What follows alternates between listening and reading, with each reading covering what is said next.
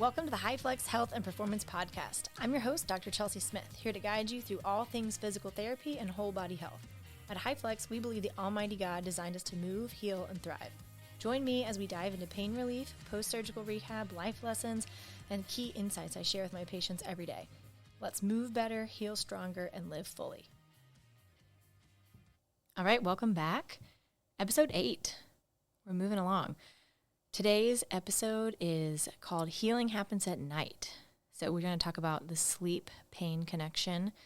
And I think this is one of those topics that people just generally have this understanding of like, I know I need to get like 8 hours of sleep, but they really don't understand why they need to get sleep. I'm not a big advocate of an exact number. I think it depends on the person. It's more if you're getting actual restorative sleep. Some people operate better on 6 to 7. Some people are better on 7 to 9. Some people, it just, depends on your body. I'm not here to stress you out and say you have to get an exact number because I think sometimes we obsess over data points, particularly in an age where tons of people are tracking their sleep with watches and rings and stuff. So I like looking at quality more than totally obsessing over exact hours. But anyways, we're going to talk about that. So first thing that I think we should dive into is just the fact that what sleep actually does. It's like, yes, it makes us less tired. We know our mind feels more rejuvenated when we have slept well, but it actually is when our body repairs. It's when all of the healing happens. Tissue regeneration, hormone regulation, memory consolidation, all of that happens when we sleep. So during deep sleep, growth hormone is actually released, which helps rebuild muscle, tendon, fascia, everything like that. And if we never fully enter a deep restorative sleep, or we don't prioritize sleep at all, you're waking up a whole bunch, or pain is waking you up, all these things, you get stuck in a cycle where you truly just don't enter a full rest and digest where that body healing process can thrive. So an example that I thought was pretty interesting the other day is, so I have a patient who has some shoulder pain.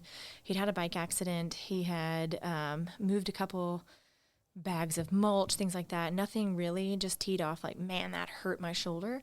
But he started developing shoulder pain that was primarily bothering him at night. When he would sleep on that side, he'd get a lot of aching. He'd have just this uncomfortable, he'd have to get off that side. So we looked at it, and going through the process of the evaluation, he had a lot of irritation that went all the way up into the neck as well. And he just had some very irritable nerve pathways. Not that he was getting a whole lot of numbness, tingling, like nervy adjectives, but when I was getting on the actual nerve points, they were very sensitized. And so what nerves do is they carry motor and sensory signals. And there's one nerve in particular called your suprascapular nerve, and it does all things motor to your rotator cuff, and it also does sensation to your shoulder joint and to your AC joint. And that was just hot on him. And that also stems from lower cervical. And so nerves are communicating pathways. This is what I try and educate my patients on. So I'm always going to look higher up the chain and see, is your entire pathway irritated? Is it just locally irritated?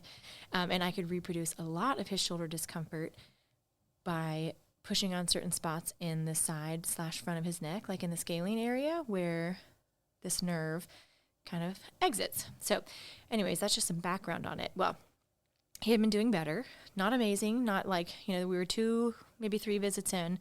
And typically I tell patients, that 8 visit window tends to be the sweet spot where we have enough time for strength to start kicking in and carrying over. We have enough time for things to get calmed down. And you really see that like, oh, wow, I actually haven't thought about it in a while. I haven't been waking up with it. So anyways, we're 2 or 3 visits in. Things have been going in a positive direction. And he came in and I asked him, I was like, hey, how's everything going? How is sleep? And that's a big question I always ask in the evaluation anyways. What's your sleep quality? How has it been historically? How is it right now? And he told me, he's like, man, actually, I had to take an Advil. He's like, I had been doing better, I thought. And then I actually had more pain in the night. And I was like, I was like, so did you take this Advil like in the middle of the night? Did you take it before you went to bed as kind of a preemptive, like you had it bothering you the night before, and so you wanted to jump ahead of it, or like what? Walk me through what was going on. And did you have more issues during the day? Were your functional activities more limited? Did anything change? And so we're kind of going through all the questions. And at first he was like, no, nothing has changed. I haven't done anything. I've maybe not done my homework as many days as I should have, but nothing really has changed. Well, then he starts divulging other information that he didn't really think was super relevant, but his wife is sick, and work has been very stressful. And his sleep quality has been very poor because his wife has been coughing and sneezing, and she is in the bed. So once we start talking about that, I'm like, well, hold on. So you have had multiple nights before this episode of having increased pain where your sleep was pretty much trash because you're waking up a bunch because of your wife being ill. And you had a lot of work stress on your mind. So your sleep quality has been poor. And he's like, yeah, you could probably say that. And I was like, okay, so there are things that are different that can play a role here. And he was like, yeah, no, I guess you're right. I have slept a lot worse and I have had a lot more stress. So and it's not to say that the only reason that his shoulder was hurting more, but it's something that I really want patients to be aware of, because when you don't get that good sleep quality, your nervous system can be more sensitized. It can increase your sympathetic tone, if we want to go into some fancier words, aka just puts you more into that fight or flight, harder for muscles to relax and repair. The vagus nerve that we've talked about in prior episode, so it calms down through deep sleep. And actually, and this is a side tangent topic, but airway stuff, so your tongue suctioning to the top of your mouth stimulates your vagus nerve and helps you enter restorative sleep more. So if people have sinus issues or they're snoring more and their tongue has dropped down and is no longer on the top of their mouth, a lot of times their sleep is impacted because they're no longer stimulating their vagus nerve in the same way by having it on the roof of their mouth. Anyways, so coming back to the topic though, so that parasympathetic rest and digest, which is what promotes healing, if we're not fully entering that because we have had disrupted sleep and increased stress, then we can see an increase in sensitivity of the nervous system, which can be perceived as more pain. So this is something called like the sleep stress pain triad is kind of a way to look at it. So chronic stress disrupts sleep. I think everybody here can attest to that, of like when you've had episodes of high stress, your mind is racing, you might wake up more, you just feel like maybe you slept and you're like, I'm still tired, I did not sleep great. Poor sleep heightens pain, and then heightened pain can also keep you from sleeping. So it's just a loop of dysfunction that we can get in. And so this is where physical therapy can be very helpful, because the manual interventions that we're doing can help decrease stress, decrease pain. ANF, a tool that I've talked about before, this can also help improve sleep because it is also helping the body jump into that parasympathetic healing state, which all promotes better sleep, which means that we can recover better. And then there's also just things that I encourage my patients to do in general. So making sure you have good sleep hygiene. Oops, I just dropped my phone. So tangible tools, how we can kind of just in a basic way look at sleep. So routine is often helpful, having a similar bedtime, similar wake time. Circadian rhythm is very important. So when you wake up in the morning, making sure you actually see sunlight, like telling your brain, hey, it's morning time. And seeing it get darker outside, I think, is a huge deal. Winding down strategies looks different for everybody, but you can work on breath work, working on some diaphragmatic breathing, reducing screen time. And I feel like people have heard these things, but it truly makes a big difference. But no screen time an hour before bed. I'm very guilty of this. I will fall asleep for a second with my toddler, roll over, check something on my phone, and then 20 minutes later, I'm still scrolling. And then I wonder why I can't fall asleep as easily. And it is because screens and blue light can totally mess with sleep. But making sure you have enough magnesium in your diet, that can be things like potatoes, bananas, or a supplement of magnesium, or some herbal teas. Tart cherry juice is actually really nice for helping promote sleep.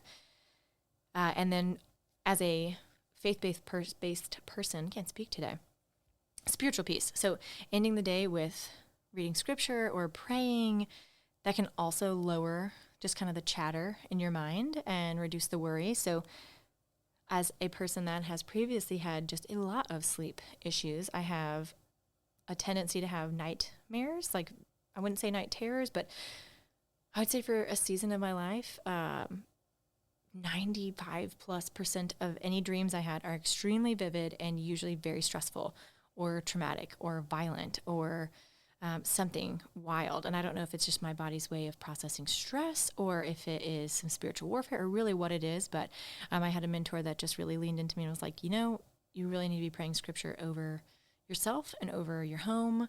before bed because you're obviously vulnerable when you sleep. And so if I feel a heightened like sleep anxiety coming on, if I've had multiple nights of bad dreams or something, I typically pray through Psalm 91, but Psalm 4 is also great. In peace I will lie down and sleep. For you alone, Lord, make me dwell in safety. Just something to really be praying calm and peace over yourself can be helpful.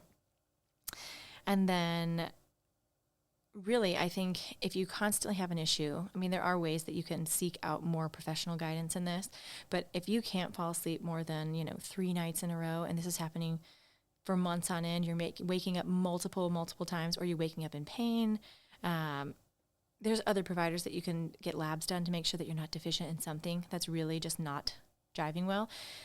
Also, sleep is a red flag, actually, specific nighttime pain. If you're only getting it at night, sometimes that can be a red flag for other health issues. The liver detoxes itself at a certain time of night, generally around like 3 a.m. The kidneys go through a certain function at a certain time of night. A lot of this is very covered in more Eastern style medicine.